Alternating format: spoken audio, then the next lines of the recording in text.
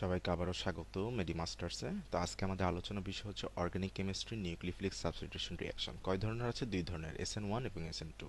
তো আমরা আমাদের আলোচনা শুরু করি। তো প্রথমে হচ্ছে কিছু পার্থক্যের কথা বলা উচিত। ফার্স্ট অফ অল হচ্ছে SN1 দুই ধাপে হয়। কি কি ধাপ? ধাপগুলো আমরা চাইলে এখনই শিখতে পারি। সেটা হচ্ছে ফরমেশন অফ পরে আসলে আছে ফরমেশন অফ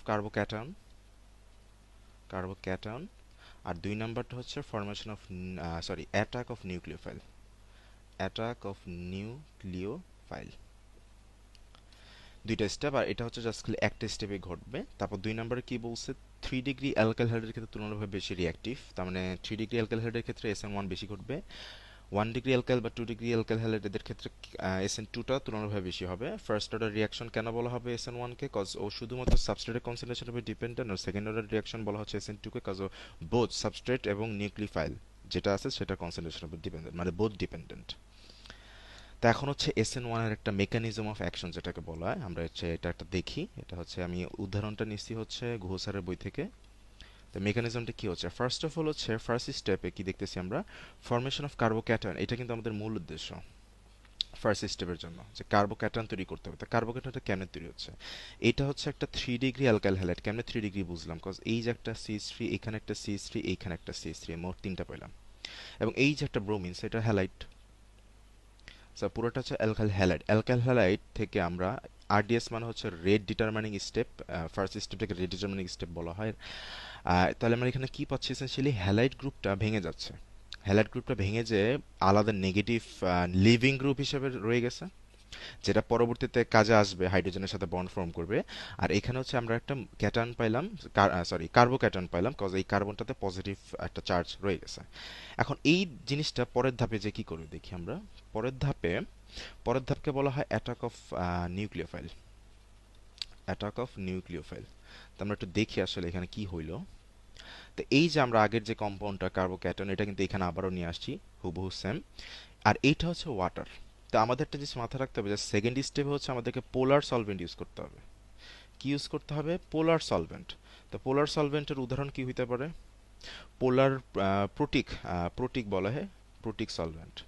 কি কি অপশন আছে? আমরা চাইলে ওয়াটার ইউজ করতে পারি, আমরা চাইলে অ্যালকোহল ইউজ করতে পারি, আমরা চাইলে কার্বক্সিলিক অ্যাসিড ইউজ করতে পারি।